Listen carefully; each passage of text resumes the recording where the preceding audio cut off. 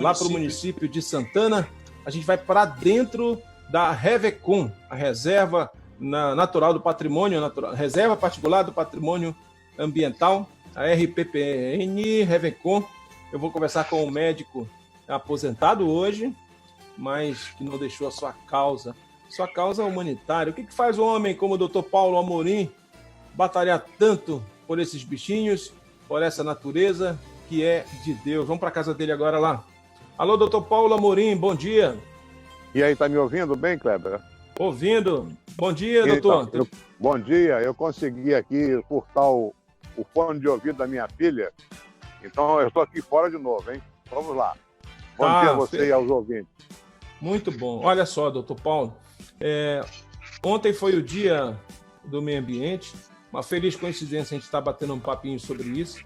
Mas o senhor esteve aqui na Diária FM no dia anterior. O senhor esteve no programa do meu amigo, parceiro Ivo Canuti. E a gente começou a mexer de novo com essa questão dessa causa. Mas antes de falar da causa, bem resumidamente, eu vou pedir o seu poder de síntese, primeiro que o senhor relembre, para quem já sabe, mas quem ainda não conhece, quem é Paulo Roberto Neme do Amorim e o que ele veio fazer no Amapá? Bom, rapidamente, aí retrocedendo aí no passado, eu cheguei aqui em 74 como médico pediatra, estava com 2 anos de formado, para trabalhar na ICOME. E fui direto para a Serra do Navio como pediatra, né? E lá eu me apaixonei pelo Amapá, me apaixonei pela Amazônia.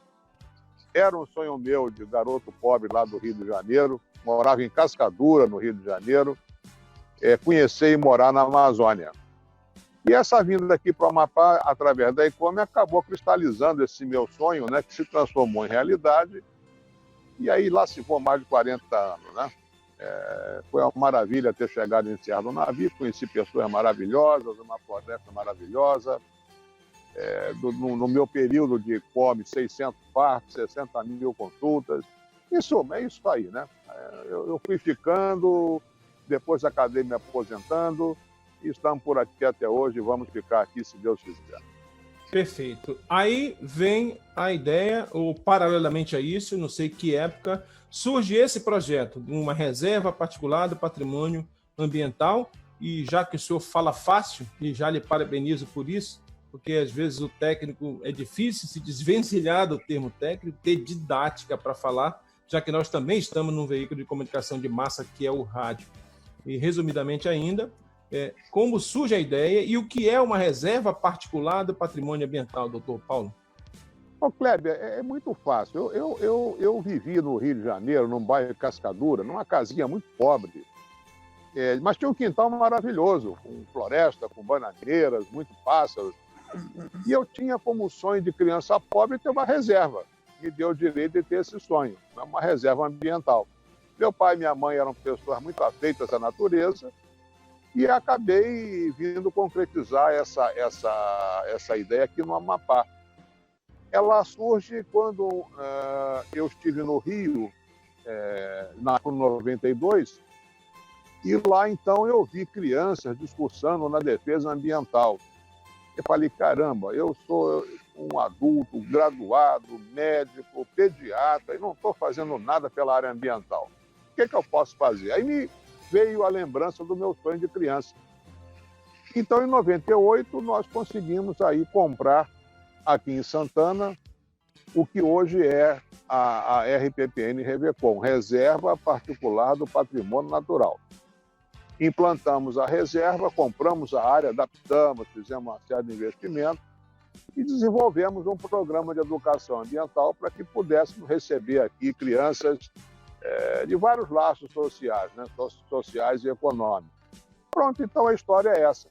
Junto a isso, eu senti a necessidade de dar um apoio ao batalhão ambiental, que havia nascido um ano antes da reserva, ou 2 anos antes da reserva, no sentido de acolher animais silvestres que são afetados, feridos, que são maltratados pela nossa espécie, que infelizmente não os respeita. Perfeito. Bom, a coisa estava fluindo, esse projeto só fez crescer. Eu, como profissional de imprensa, acompanhei, né? visitei algumas vezes, inclusive recentemente, através do Clube dos Dirigentes Lojistas aí de Santana, né, capitaneado pela nossa querida Adelaide Feitosa, e também começou um projeto, porque a ideia inicial desse projeto é ajudar mais, porque começou a chegar dificuldades, né, aí no projeto. É isso, doutor Paulo? Exato. O que a sociedade precisa entender que nós precisamos tirar da ideia esse nome do particular que está na reserva, né? Que é uma classificação do IBAMA, é uma classificação federal, é uma unidade de conservação reconhecida pelo SNUC, né? Que é o Sistema Único de Unidade de Conservação, e, portanto, ela precisa de ajuda, como todas as unidades de conservação brasileiras, que são públicas, né, que são apoiadas pelo Estado. Mas quando se coloca uma reserva particular, o custo operacional dela é alto. Numa fase inicial, nós conseguíamos custear, sem problema nenhum, a existência da reserva. Porém, quando ocorre a saída da ICOME do Amapá, eu tive um contrato que a gente trabalhava com recuperação ambiental lá na Serra do Navio. Eu tive um contrato cortado unilateralmente pelo novo dono da ICOME. Pronto, aí abriu uma sangria financeira tremenda aqui na reserva e nós passamos a ter dificuldade. Por recomendação do próprio IBAMA, nós fomos orientados a estabelecer um programa de visitação pública, remunerada e não remunerada. Eu não gostaria que isso aqui se transformasse num ambiente meramente comercial, porque eu acredito que as pessoas que de menos financeiro também têm o direito de frequentar espaços como esse. Então as coisas começaram a fluir relativamente bem, até que em 2011 nós temos uma saída do Estado, que apoiava também a reserva. E aí a crise financeira se agravou, a solução foi buscar ajuda através de algumas empresas que passaram a fazer parcerias conosco e aos pouquinhos, de degrau em degrau, de queda em queda, de subida de ascensão em ascensão, nós fomos vencendo aí a dificuldade. Até que em 2016 nós enfrentamos uma imensa tempestade, que inclusive afligiu Macapá também, e que houve destruição aí de várias estruturas locais. E agora surge essa pandemia, né? No momento que, após a campanha realizada aí pelo Clube de Diretores Lojistas, nós estávamos começando a superar a crise, com um novo incremento de visitação aqui à reserva. Em em dezembro surge a história do coronavírus, né? E como nós recebíamos aqui uma quantidade significativa de turistas europeus, eu achei por bem, antes que fosse designado essa atitude, né, eu achei por bem suspender a visitação pública, o que deixou de fazer com que houvesse um encaixe importante de recursos. Pronto. Uhum. Então aí houve um agravamento do processo. A Prefeitura de Santana, que é a nossa grande parceira também, no ano passado, ela teve alguns percalços financeiros, né? E houve alguns atrasos de parcelas do nosso convênio. Bom, em suma, os problemas se agravaram demais com a coronavirose, que acometeu todos os nossos empregados, inclusive, infelizmente, um foi ao óbito, lastimável, era um dos empregados mais antigos, empregado que colaborou para a manutenção e construção de vários viveiros. Nós estamos aqui vendo um enorme, né? E foi uma tristeza esse fato. E aí o jeito foi novamente ativar essas campanhas de doação, contando aí com o apoio e sensibilidade da sociedade. Perfeito. Eu preciso atualizar quem está no rádio, né? Quem está com a gente na live aqui no Facebook é o Conexão Brasília TV, mas também nos canais do Sistema Diário, Diário FM Macapá, 90.9, no Jornal Diário do Amapá, o Facebook, tudo compartilhado, tudo integrado, como é a proposta de comunicação digital. Mas quem está com a gente na FM, ligou agora e não reconheceu a voz, eu estou falando ao vivo aqui, por videochamada, com o Dr. Paulo Roberto Neme do Amorim. Ele é médico aposentado e proprietário lá da RPPN Revecon, uma reserva que há quantos anos, doutor, está aí recebendo, fazendo a sua contrapartida social? Quantos anos? Nós começamos em 98, portanto, são 22 anos, né? 22 anos de trabalho aqui, onde já recebemos mais de 30 mil pessoas. Poderíamos ter recebido 80 mil, nossa capacidade de recepção é grande. E já atendemos aí uma quantidade considerável de alunos de escola pública, municipais e estaduais gratuitamente, instituições de caridade também. Então, o nosso prazer aqui é esse, é ter isso aqui cheio de crianças para que elas possam ter uma visão diferente do mundo, uma visão diferente de mundo, desse mundo consumista em que vivemos, desse mundo gastador, nesse mundo que não respeita a questão ambiental, não respeita os animais silvestres, e, de certa maneira, nós temos conseguido esse intento. Tá bom. O senhor fez um recorte interessante. Eu tinha até preparado para perguntar para o senhor exatamente, só comentar, pedir que o senhor comentasse. O senhor disse que é uma ressalva interessante. Ela ainda tem esse nomezinho antes, Reserva Particular do Patrimônio Natural. Essa palavrinha particular já fez, eu tomei conhecimento aqui, mesmo à distância, imagino o senhor, já deve ter ouvido, quando fala particular, e as pessoas dizem, por que ele está pedindo ajuda? É particular? O que vamos investir numa área particular? Aí isso me faz lembrar que a gente recentemente recebeu aqui em Macapá o cantor brasileiro, grande artista, Ney Matogrosso. O Ney Matogrosso, há uns anos atrás também, foi tocado por essa questão, esse compromisso de dar uma contrapartida para a natureza. Ele tinha uma grande área lá no Rio de Janeiro, área de Mata Atlântica, e ele resolveu também criar uma reserva particular para ele. Disse, olha, desse pedaço aqui eu vou fazer minha parte. Eu vou cuidar dessa natureza, dos bichinhos, né? Para que pelo menos essa parte aqui, que me cabe nesse latifúndio, como diria alguém na história, eu vou cuidar. Aí ele disse para a gente, aqui em Macapá, conversando com os jornalistas lá no SETA, numa entrevista no SETA Ecotel, que ele teve muita dificuldade, era muita burocracia, até que ele chegou para um fiscal e disse, meu amigo, eu quero ajudar a natureza, eu não sou um criminoso, eu estou tentando ajudar. Então é muito difícil lidar com o preconceito, né? O conceito anterior, fazer juízo de valor, julgar a gente e julgar um trabalho tão bonito como esse, né, doutor Paulo? Sem sombra de dúvida. O nome Reserva Particular do Patrimônio Natural, embora seja um nome que tem esse estigma, o termo particular, ele é necessário, né? Para diferenciar das reservas que são públicas, das reservas que são federais, estaduais e municipais. Tá? Então, o legislador, quando coloca um nome particular, é para, inclusive, enfatizar que alguém se preocupou em abrir mão de um patrimônio seu em prol das futuras gerações. Se alguém tiver a curiosidade de acessar a minha página na internet ou a página da reserva, no Facebook, vão perceber que lá tem um certificado onde fica cravado, fica sedimentado, que a decisão é irrevogável. Eu vou passar desse mundo aqui, se Deus quiser, e essa reserva vai continuar sendo reserva particular do patrimônio natural.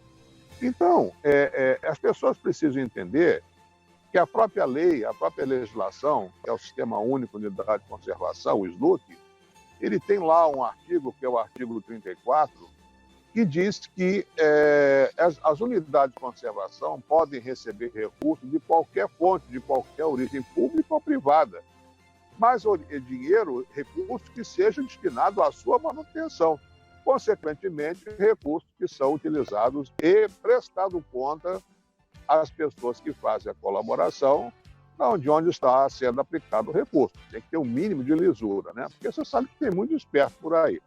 E não é esse o objetivo das RPPN. Felizmente, nós temos mais de 500 RPPN no Brasil e que são administradas por pessoas exatamente idôneas, porque ninguém é maluco de imobilizar um patrimônio em prol do público e dele utilizar para fazer maracutaias. É uma coisa que seria revoltante. No nosso caso aqui, nós temos 17 hectares de floresta em plena área urbana, uma área extremamente valorizada, entre o Rio Amazonas, Vila Amazonas e o bairro Daniel, é uma área muito bonita, que estaria sendo extremamente valorizada se fosse utilizada da maneira comum, né, como um imóvel comum, mas não, ela está aqui preservada e vai ficar assim por muito tempo, porque ela já nasce como de interesse público. E, aliás, a reserva foi reconhecida como de utilidade pública por lei do Estado. Perfeito. Só a título de ilustração ainda, de a gente conhecer um pouco mais, quem ainda não conhece, são 17 hectares. Quantos animais o senhor tem, que são orgânicos? E aqui eu vou dar um testemunho, viu, pessoal? Eu visitei recentemente, aí veio a pandemia, né? A vida da gente ficou esse turbilhão aí de emoções. Esse material não está perdido. Quis Deus que fosse agora, que a gente vai voltar a mexer com isso. Mas essa visita, esse registro, eu estou com todo esse material ainda bruto, a gente vai editar. Mas o que eu posso dizer é que quando o Dr. Paulo vai contando em cada história, e é interessante que cada animalzinho tem uma história, né? Ou de resgate, ou de que nasceu por aí, ou foi chegando e foi ficando. Mas todo mundo tem uma história, o que denota o zelo, né? O toque de humanidade, de amor à natureza com que o senhor conduz isso aí. Então, mais ou menos, quantos animais o senhor tem? Porque a história que eu me lembrei foi da onça, a onça que faleceu aí, e que o senhor conta de uma maneira encantadora. Aí um visitante, uma menina, se eu não me engano, tocada, sensibilizada pela história da onça, faz uma tela, um desenho, e esse desenho está aí guardadinho para ilustrar o lugar onde era da onça, né, doutor Paulo? Exato. Para que as pessoas possam ter ideia do tamanho da reserva, embora não seja, é uma das menores do Brasil, mas 17 hectares significa 171 mil metros quadrados, ou seja, 17 campos de futebol. Por mais os anexos aqui, que fragmentos florestais, nós temos 22 hectares, 22 campos de futebol de florestas conservados. É uma coisa maravilhosa. E ela abriga um sem número de espécies de animais, né? Só próximo de nós aqui, cutias, pacas, o gavião real que está aqui atrás de mim, nesse viveiro imenso, a onça-miau se foi, mas nós temos aqui a chocolate, que chegou aqui, é um gato morisco muito bonito, temos a jaguatirica, o gato maracajá, aves, em suma. Nós temos aqui, o último inventário que fizemos, inclusive incluindo os animaizinhos de biotério. Biotério é onde se cria pequenos animais para poder, infelizmente, servir de alimento para os carnívoros. Tem que ser assim, senão eles não têm uma boa saúde. São quase 400 animais silvestres, o último inventário realizado. Isso demanda um volume imenso de alimentos, né? Entre frutas, verduras, legumes, rações, milho inteiro, milho picado, material de limpeza, rede de frio para poder acomodar todo esse material, energia elétrica, manutenção de veículo. É um senhor desafio, não é brincadeira. Além disso... Mais ou menos que quantidade ou que peso de alimentos por dia, hein? Olha, nós gastamos aqui, só para ter uma ideia, só de bananas, 30 quilos de banana por semana, tá certo? Nós gastamos aqui em torno de quase 100 quilos de alimentos por semana, incluindo as rações, né? Vai uma saca de milho, uma saca de milho por semana. A ANTA come uma saca de 30 quilos aí por semana de ração especial, né? Que, aliás, é gentileza, é doação aí da Dona Rose, lá da Casa do Criador, que eu faço questão de testemunhar. Essa grande parceira, é madrinha do Chicão, você conheceu o Chicão, que é o nome da ANTA. Então, chega a ultrapassar os 100 quilos de alimento por semana. Além disso, nós paramos agora, por causa da pandemia, né? Coleta de avaria lá do supermercado Santa Lúcia, o senhor Marcos também é parceiro nosso aqui, são 600 a 800 quilos de avaria, de hortifruti granjeiro, que são coletados 3 vezes por semana, nesse total, né? E aí esse material é selecionado, escolhido, lavado, sanitizado e cozido, conservado em rede de frio. Então é um senhor desafio, né, nutricional. Perfeito. Olha, o meu tempo está muito apertado. Eu queria aqui, fui tocado a dizer para o senhor que a gente vai estar ombreado O Ivo está puxando isso lá pela nossa associação comercial também, com o programa dele. Eu já me coloco à disposição também. Quis o Senhor Deus que essa semana, no dia em que nós estávamos aqui com as reflexões e com as homenagens pelo 7º dia, que a minha esposa fez a passagem dela, já está com o pai, onde ela não tem mais nenhum problema, nenhum desconforto, a Nádia, que coincidentemente nasceu na mesma cidade que eu, Serra do Navio, e certamente, por ser a época em que o senhor estava por lá, pode ter sido a sua paciente também quando criança, né? E inspirado nela, essa semana ainda, mesmo a gente já doente do Covid, apareceu um projeto lindo de responsabilidade social chamado Redescobrindo Nosso Brasil. Esse projeto foi feito com jornalistas e blogueiros do Brasil inteiro, um de cada estado.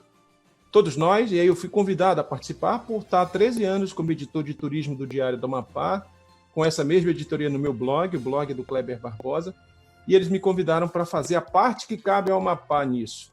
E a gente, com a experiência que tem, e com esforço, né, com a dedicação e o incentivo da minha esposa, ela disse, não deixa de fazer, porque está em cima da hora, o Amapá foi o último a entrar, então está sendo lançado um grande guia do turismo brasileiro para quando a pandemia passar, quando as pessoas voltarem entre aspas, a normalidade, que diz que nunca vai ser mais a mesma coisa, mas que a gente volte a viajar, que a gente volte a nos encontrar e todo o recurso, né? Nós estamos doando a nossa mão de obra, o nosso trabalho, um trabalho voluntário, é apenas um cachê simbólico para as despesas, e quando isso tudo acabar, nós vamos ter esse grande presente, um novo guia, vamos passar limpo o turismo, novos destinos, e ainda dá tempo de dizer que essa sua reserva pode agregar, porque o turista, às vezes, vem para uma coisa muito rápida. O perfil do turista que visita Macapá, ele vem a trabalho, ele vem a negócio, e ele é instado a fazer alguma coisa, vai na nossa peixaria, ele vai no nosso balneário, e por que não ir numa natureza em miniatura, que é a sua reserva? Isso pode agregar. Vamos amadurecer isso. Por hora, muito obrigado. Queria que o senhor dissesse o nome do colaborador, que infelizmente também fez a sua passagem, para a gente prestar a ele uma homenagem aqui simbólica, doutor Paulo. Ok, obrigado aí pela oportunidade. Eu fico emocionado em falar sobre o Sr. Benacil. Força, doutor Paulo. Força, porque o legado que fica disso tudo é o Sr. Benacil Teixeira de Moraes. Benacil Teixeira de Moraes. Quase 20 anos trabalhando conosco aqui. Uma pessoa fantástica, detalhista, perfeccionista, que infelizmente foi levado por esse vírus terrível. Desculpe, mas eu me emociono. Normal. Eu estou me segurando aqui também. Mas faz parte. Não. Força. Mas Deus quis que assim fosse e nós temos que continuar, né? Não podemos parar. Eu tenho certeza de onde ele estiver, ele estará nos apoiando, nos ajudando também. Perfeito. Esse grande amor aqui pela reserva e pelo que ele fazia. Eu só tenho que agradecer a ele pelo período que passamos juntos. Eu não perdi um funcionário, perdi um grande amigo. Eu tenho certeza mas a vida disso. É assim mesmo. É assim. Doutor Paulo, esse período todo, nessas 3 semanas de ficar assim, como o senhor, tocado, sensibilizado, a gente se volta para as coisas da espiritualidade, da fé, e nessa mobilização toda, com a minha família, eu com minhas crianças, meus rapazes aqui, rezando juntos, orando juntos, como queiram, a gente descobre uma passagem da Bíblia, está escrito que Deus pediu ao homem, ou ordenou ao homem, ou pediu o seu desejo, cuide da criação. Qual é a criação? É a mais perfeita criação. O médico dos médicos, como se costuma dizer, o biólogo dos biólogos, essa natureza que os especialistas ainda estão tentando decifrar, como que a natureza é sábia, essa cadeia, como o senhor disse, o senhor precisa ter alguns animais que servem de alimento, porque é a lei da natureza e assim. Mas então Deus disse, cuide da natureza. A gente não sabe, o tempo vai dizer por que essa pandemia aconteceu, qual é o legado, né, que vai ficar disso tudo. o homem não estava cuidando da natureza, pelo contrário, estava agredindo essa natureza. A camada de ozônio, uma geração cresceu dizendo que a camada de ozônio se rompeu, que os raios ultravioleta não estavam sendo filtrados, que as calotas polares estavam aquecendo, que ia derreter gelo, que ia subir o nível dos mares, enfim, tanta coisa. E agora essa pandemia que nos obriga a ficar em casa, parar tudo, até a camada de ozônio se regenera, o nível de poluição das cidades, visibilidade melhora, enfim, canal de Veneza dá para ver o fundo. O fato é que, inspirado nisso, eu quero lhe parabenizar, que o senhor está seguindo um mandamento divino de cuidar da criação. Parabéns pelo seu trabalho e conte com a gente. Muito obrigado, Cléber. Obrigado a você e aos ouvintes que nos escutaram. E eu deixo uma mensagem aqui. Se preocupem com a natureza. Ela não precisa de nós. Nós precisamos dela. E as pessoas não têm esse foco. As pessoas têm o foco do consumo, consumo, consumo, consumo, consumo, vaidade, vaidade, vaidade. E isso não leva a lugar nenhum. Até aqui na reserva nós temos percebido que a fauna melhorou, principalmente de aves. Temos muito mais aves do que antes. Porque nós não temos simplesmente a coisa hedionda terrível que é a poluição sonora causada pelo ser humano. Mais uma vez, obrigado pela oportunidade. A reserva fica à disposição assim que essa pandemia desaparecer. E nós temos certeza que, infelizmente, o turismo vai ser um dos últimos a ser liberado por causa da impossibilidade do distanciamento social. Mas nós vamos continuar na luta e eu tenho certeza que a sociedade vai continuar nos apoiando. Nós temos uma vaquinha na plataforma Razões para Acreditar, que tem nos apoiado bastante. E volta e meia eu estou pedindo dinheiro, passando prato, como se fala, passando pires. Por favor, me ajude, nos ajude, que nós temos que manter essas boquinhas comendo, nós temos que pagar nossos funcionários e por aí vai. Obrigado pela oportunidade. Obrigado. Fica com Deus, doutor Paulo.